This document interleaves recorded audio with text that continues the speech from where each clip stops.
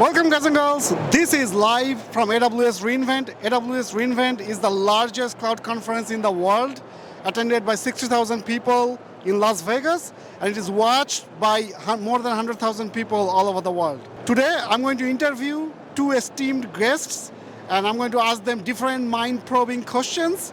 So without further ado, let them introduce themselves. Sure, my name is Heeki Park. I'm a specialist solutions architect here at AWS. I've been here over 7 years. I spent about 4 years in our professional services organization and the last 3 years in our specialist organization, and I cover some of our largest customers in our strategic accounts. Dhiraj?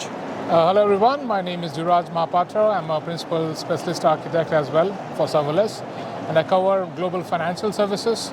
I've been with AWS for a little bit more than 4 years, and like Heeki, I was with professional services side of the things with financial services and joined forces with him to work as a specialist SA for Serverless. Excellent. So as you could see, we are in good hands.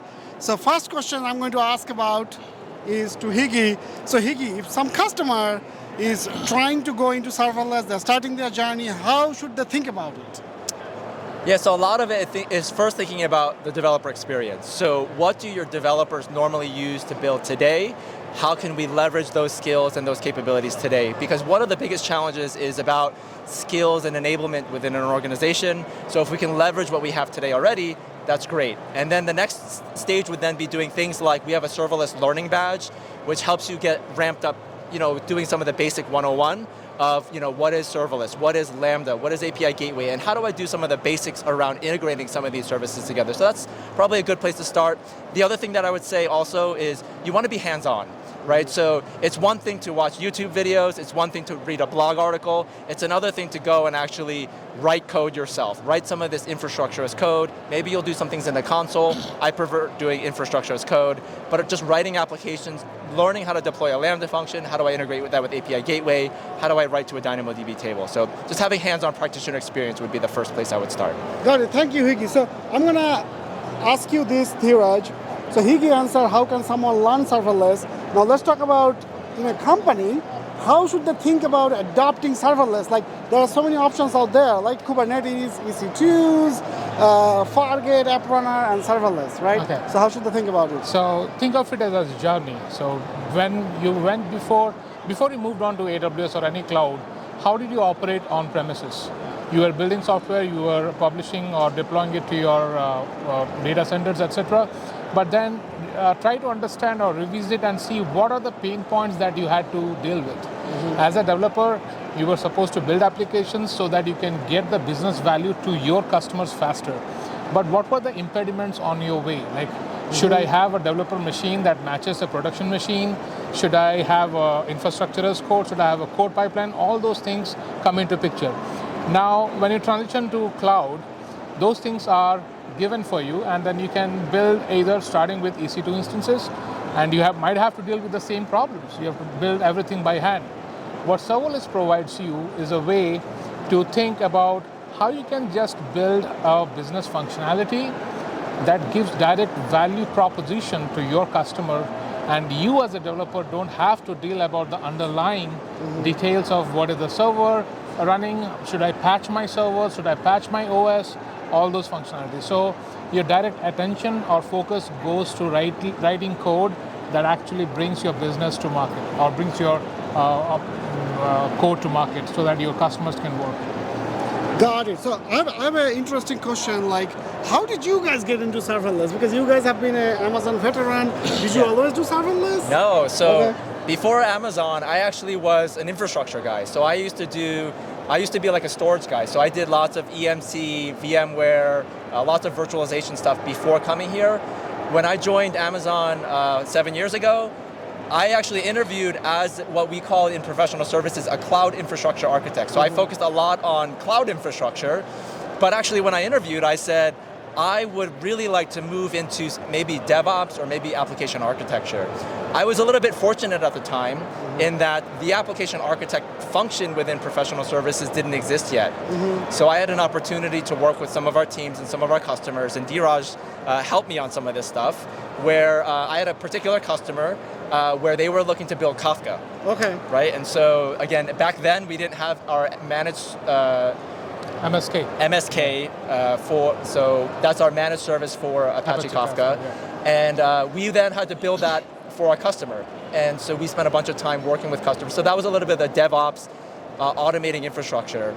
I then worked with another customer after that, and again, Dhiraj came and helped me with that one as well, where we were then starting to build some cloud native. So we were starting to build some of these serverless capabilities for this customer. So they were in the financial services space, so they were trying to build APIs, they were trying to build data processing elements, and they were interested in doing this with serverless. So actually I was doing this with my customer, and again, as I was learning with the customer, I then had to make sure that I was staying ahead of the customer. So this just forced me a lot to do a lot of on-the-job learning.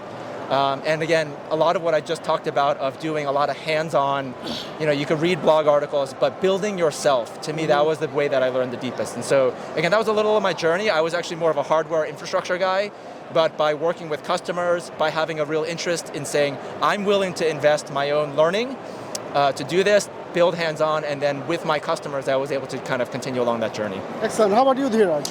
Great question. And to the other side of the coin, what Heeki mentioned, I come from a developer background. I have 18 plus years of experience as a developer. So in my previous job, before I joined AWS, I had experience in aviation, I have experience in travel and hospitality and mortgage domain. But in the last experience before joining AWS as a lead developer at an aviation company, one of my role was to figure out how I can upgrade Elasticsearch to cloud and how you can build architecture around that migration process. That's where I played with serverless. That was the first time I played with Elk Stack.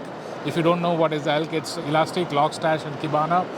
And I built an architecture around step functions and Lambda functions.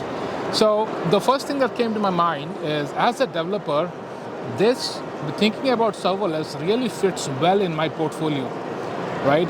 My goal as a developer is to work on a sprint card, if you're working on a particular sprint, and get the functionality faster, get it tested, and run it in production. As some of the Spring gurus say, that the best thing to run your Spring Boot application is in production. That's what I used to do. And that's where I learned, you can build really cool microservices, really fine-grained applications using Lambda functions and all the serverless services, managed services. And then, at one point of time, I also got to learn more about EDA, event-driven architectures. EDA is not a new concept, and if you want to learn more, shameless plug, I'm doing a session on Wednesday at reInvent, API 206, where I'm going to talk more about it, and you can see the recording once it is available. The goal is, EDA is nothing new. It has been there. We have been using JMS, we have been using machine-driven architecture. But how do you do that on AWS being cloud native? That's the real power of serverless. That's where you can build applications that can grow, that can evolve. And as a developer, you know all those things. Domain-driven design, evolutionary architecture. Building them on AWS cloud native services and serverless services makes it the real good mix of everything that you have learned as a developer. So that's how I landed as a serverless specialist. Before that, as Heeki mentioned, I was working in professional services as a cloud application architect. I was helping customers with Fargate. I was helping customers with EKS and serverless. But then I leaned towards serverless, where I thought I would bring in more of my developer experience so that it can be much more useful to my customers. Got it. That's super interesting. So what I'm taking away is, no matter what your background is, whether developer, infrastructure, you can literally pick up serverless, right? Pretty easily. And that's one of the superpower of serverless. Next question, this is related to whole AWS. So if you start your AWS journey today, how would you start learning? Because when we started, the number of services was less than 50. And on my journey, I made a bunch of mistakes. But I want to hear from you guys. If you start learning AWS today, how would you start learning? So similar to what I was saying before about building hands-on, but maybe to hone in a little bit, I think what Raj is getting at is, you got to pick a use case, right? So for me, I think the hot thing everyone is talking about is ChatGPT and all the Gen AI stuff, right? So maybe you might want to say, I want to build a ChatGPT-like experience for my customers, and maybe I want to spend some time customizing it. So maybe you can think about a stack, you can do some research, there are lots of options. Again, Dhiraj and I will go and say, we think you can build this serverless, and actually here at reInvent, I did a Chalk Talk earlier today where I did a demo where we did a ChatGPT experience where you could stream the responses back and kind of have that similar experience, but you need to take time picking an architecture. Again, it might not necessarily be the right one, again, whatever right might be for your organization, but it has to be something that you can go and build, right? And so you kind of pick yourself a niche. One thing that I used to talk to a lot of new people that would come to AWS, they would say, what's like the one advice that I would give? Oftentimes it would be actually about networking and meeting people, but the technical advice I would often give to people is pick like one area or one specialty and be the expert in that one thing. Got it. So you have one specialty that you're really good at, and then have a periphery of things that you have ancillary or augmented skills. So when you say one specialty, do you mean either compute, storage, security, security networking, or do you mean more like pick a system design, such as event-driven, or a microservice, and then go deep on that? I don't want to dodge the question here, but it can be any of those, right? So like I could take any of those examples you gave and say I want to be an event-driven architecture specialist, then there's probably a set of services that will be associated with doing that. If I want to be a compute specialist, then maybe, again, I know Raj, you're wearing your Kubernetes t-shirt, maybe I want to specialize in platform engineering, and Kubernetes is a great place to do that. Maybe I want to build API architectures, and maybe I'm going to use something like API Gateway with Lambda and DynamoDB. So kind of depending on the area that you're particularly interested in, I think those create opportunities for where you might particularly specialize in. Got it. And another follow-up is the demo you are building, or demo you build, super interesting. Can we like release it publicly, or? Yeah, so I already actually have it on my GitHub. So shameless plug. So my GitHub is actually my first name. I'll give all the link. Yeah, Heeki. If you just look on my GitHub, it's Lambda Bedrock Streaming is the repo. So it's built in Node.js. Again, if you're a TypeScript or JavaScript type developer, it implements Lambda and it does some of that response streaming, and it actually interacts with our Bedrock services. Got it. Heeki, Dhiraj, anything else to add on that? How can someone start learning AWS? I would break it down into two groups of personas. Like if you're a student and if you're already an experienced person working in an organization. So let's talk about if you're a student. If you're a student and you want to learn what actually AWS is, then there is no boundary. Horizon is your boundary. So you should start from, as Heeki mentioned, start on one topic and go deeper on that. But at first, you need a foundation of what cloud services are. That will give you a good idea actually how you should move forward. So we have certifications, we have skill builders. So try with the cloud certifications first. I'm missing the name, the first one, the cloud practitioner. Yes, cloud practitioner examination, so that you get a taste of all the services and what they do. And then hone in on one or put few services that actually you want to dive deeper, you want to learn. Like coming from a university as a student, if you are interested towards networking, so be it. Go with networking, go with compute, go with storage, go with artificial intelligence, so on and so forth. But if you are working in an organization, again, I'll piggyback to what Heeki said. Pick a use case that makes sense for your customers. What will bring more value to your customers? If you're running a business of running coffee machines, make sure what your customers would need best from whatever you're going to build. And then pick on that use case and try to learn in those areas. And also, one of our leadership principles is our right a lot, which means as a leader, we are given the freedom to figure out if something is wrong, then quickly fix it and try a new way to do things. Try to do that as well. Try to test fast, fail fast, and see if this thing does not fit in your use case, then switch gears and see what would fit best. The one thing that you never had when you were running on premises or not on cloud was that quickly running a load or a stress on the application, the POC that you have built. AWS serverless services and cloud native services, even Kubernetes as well, provide you that feature with EKS. You build a POC and you can easily showcase to the leadership team or your manager that my application can run at scale if you can test it at scale. That flexibility, that agility is given by AWS Cloud as a cloud provider. So try to hone on that particular skill as well. If you try to build a POC, not just run as if it's the only run that you do and just Postman or using APIs or using JMeter, actually try to do a production level workload. That's where you'll find the holes in that POC, and you can make your case better when you talk to your manager or leadership team.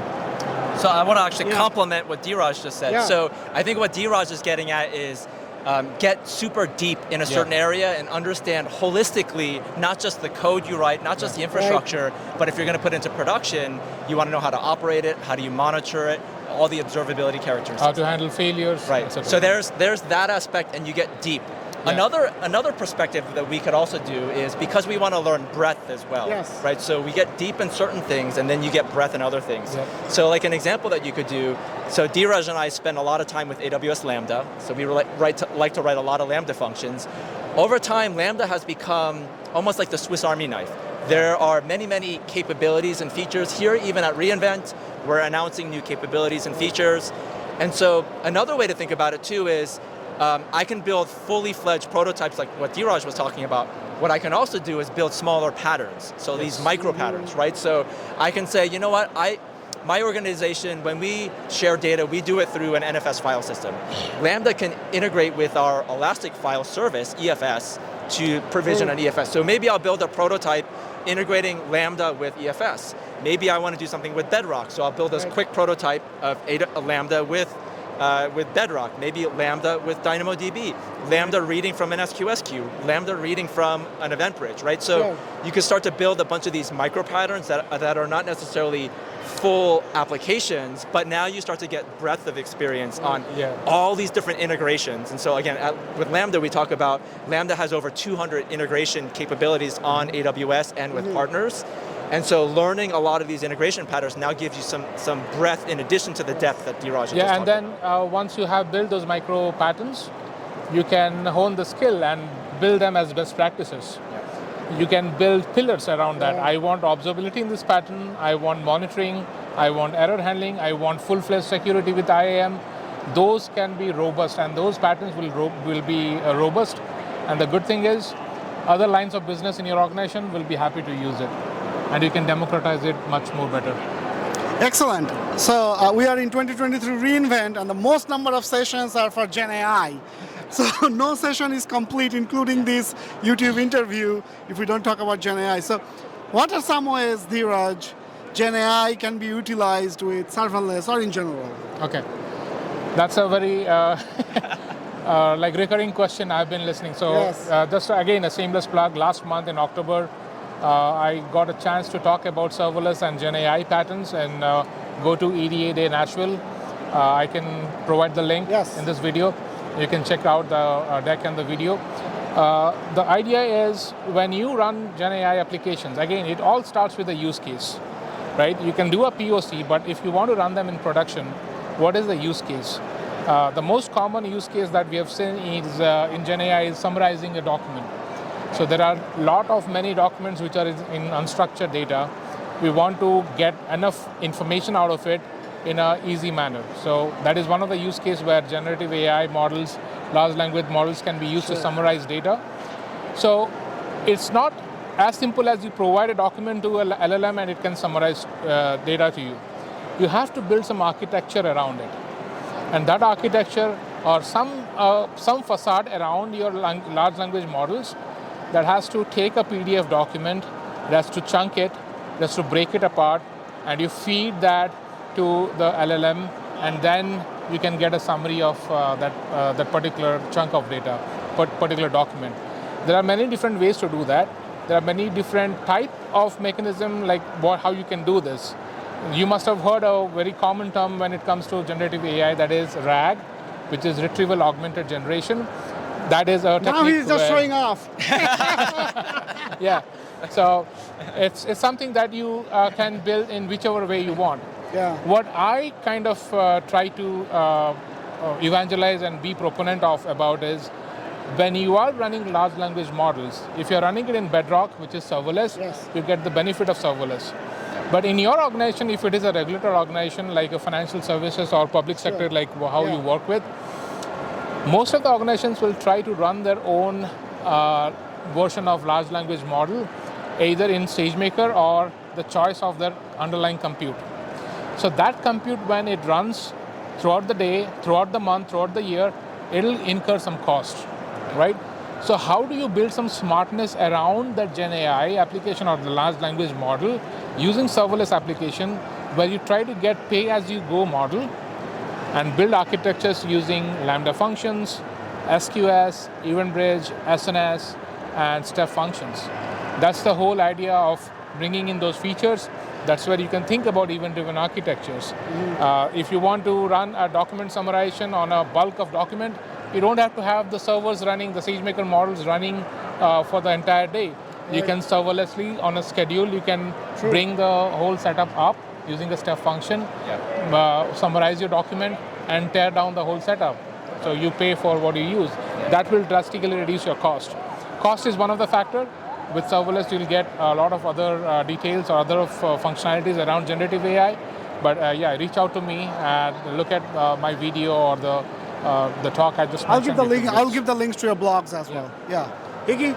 Yeah, so similar to what Dhiraj was just talking about, I did a chalk talk earlier today, and unfortunately that won't be recorded, but I did mention that it is on my GitHub, and Raj will put the link there. But the use case there is similar to what Dhiraj was saying is, for example, here at reInvent, we're announcing a lot of new features and capabilities of Lambda. So you can imagine, maybe I have a chatbot that says, tell me a little bit more about how serverless works. Tell me a little bit more about how Lambda works. So an example prompt might be, I know that SQS can be an event source for Lambda. So for example, I put some messages into an SQS queue, and that will automatically trigger a Lambda function or a set of Lambda functions, right? And so you can then say, tell me the scaling behavior of SQS as an event source for Lambda. And if I use what's called a foundation model, so in my case, I used the Anthropic Claude model, and it gave me information based on data it was trained on. Again, I don't know how old the data was, but let's say 6 months to a year ago. And as of 2 weeks ago, that answer would have been correct. However, last week we just announced an update to the scaling behavior of SQS as an event source for Lambda. So it went from 60 concurrency per minute to 300. Nice. But if I built an application using a foundation model trained on older data, I would have gotten an incorrect answer.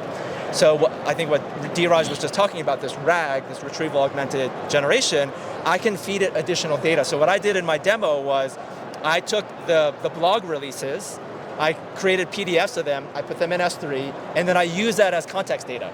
Nice. Now I get additional new context data, and then I now ask that chatbot again, tell me about the scaling behavior of Lambda with SQS as an event source, now with this context. And you kind of watch the streaming response, and it actually says, Lambda can now scale by 300 concurrency per minute instead of what was previously the 600. But this is because I gave it additional context information. So again, I did that all using Lambda and using Bedrock alone. So it was just a cool, fun exercise. And this is kind of an example of that building micro patterns and kind of scaling out. I wanted to learn more about generative AI. Dhiraj and I had been talking about this a bunch. And I said, you know what, I need to learn more. I need to learn more about RAG and how that works. So I went and wrote some code and implement that in my Lambda function. Got it. Okay, last question before we go into some rapid fire questions. What are some of the trends that the viewers should think about and they should learn now? Right? I know we talked about some of the stuff. Event-driven comes up a lot. Is that the main trend you guys see? Or it doesn't need to be just serverless. It could be anything, right? You want to start? Wow. So there's lots of things we can talk. So I guess trends, if you're interested in serverless, and then we could talk more broadly. Sure. So within the serverless space, we will kind of categorize it. You kind of two camps. One is synchronous serverless workloads and asynchronous serverless workloads. So synchronous serverless workloads would be things like, I have a REST API or a GraphQL API, and you could build some of those patterns. The asynchronous would be a lot of what Dhiraj spends a lot of time on, event-driven. How do I build maybe business workflows? And again, there's concepts, you can look these up, like concept called choreography or orchestration. Again, there are different ways that you can do asynchronous serverless patterns. Sure. And then I would say the other, again, if we kind of move away from maybe Lambda-centric trends and patterns, again, I think this generative AI space, and this is why, again, we've been spending a lot of time, like where is the industry moving? I think because of, if we had this conversation a year ago, it would have been Web3 and all of the crypto stuff. I think this year, the new hotness is a lot of the generative AI. I do think there's lots of opportunity and possibility here. I think beyond just the hype, I think we're starting to see a lot of concrete applications that our customers are building. And so, again, I think that's a good space to be. One other plug that I'll say, this is perhaps less sexy or less like hot, but I think if you're in an organization, a larger organization, and you're trying to build a lot of these, I think some of the platform engineering aspects do become important. I know in the Kubernetes space, there's a lot of maturity around platform engineering. I think in the serverless space, we're starting to evolve there. Again, maybe another shameless plug, but I'm doing a talk tomorrow with Capital One where we're going to talk about what does platform engineering look like for serverless type applications, and how do we shift some of that responsibility to the developer so that the developer has faster feedback. That will be recorded, right? Yeah, so that will be recorded. That's SVS 309, and again, Raj will have the link for that. Yes. Excellent. Dhiraj? Yeah, I'll take a step back, not just serverless or AWS. I think with the rapid changes that we see over time, it'll all come down to low code, no code, and how can I get That's things a good point, faster. yeah. So that is a trend that I think will be useful. And I also believe that will be possible with the evolution of how large language models and services like AWS Code Whisperer are bringing in. So you can just type in comments and you can get the code. It saves a lot of time for a developer. So over the period of time, that particular habit will keep on evolving, and you will see more and more frequencies of cases where you can build an application in a matter of minutes instead of hours or days or weeks. And those will be production level application.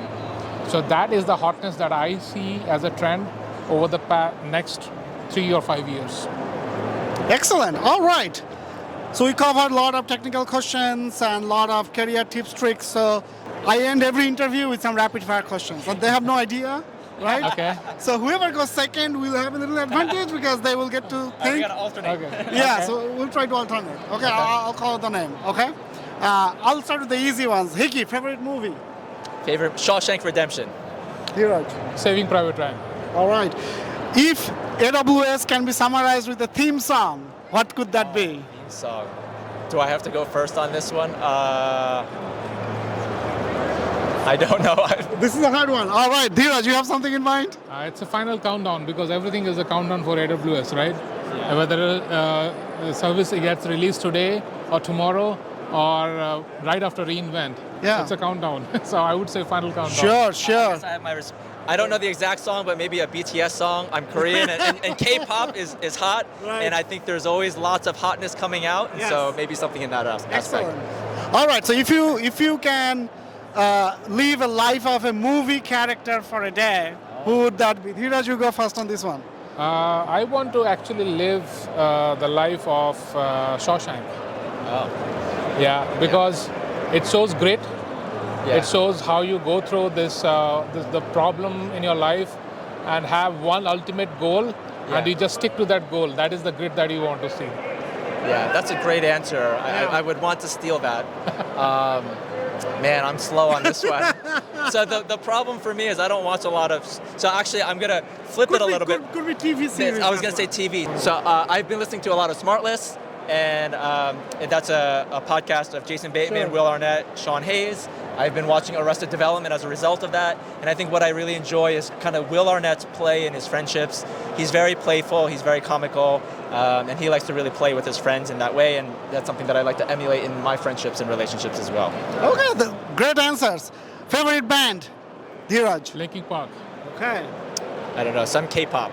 Actually, Ed Sheeran lately. Ed Sheeran. Okay, K-pop to Ed Sheeran. That's a huge transition. There's actually a K-pop and Ed Sheeran collaboration he does as Really? well. Shivers. There's a K-pop version of Shivers. Wow. Okay, I gotta listen to that.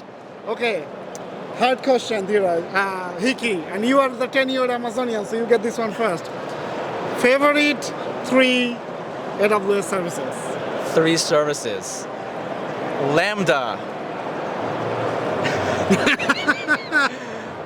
EventBridge and step functions. Okay. IAM, I am sure. Lambda. I would put EventBridge and step functions at the same, so they have a tie.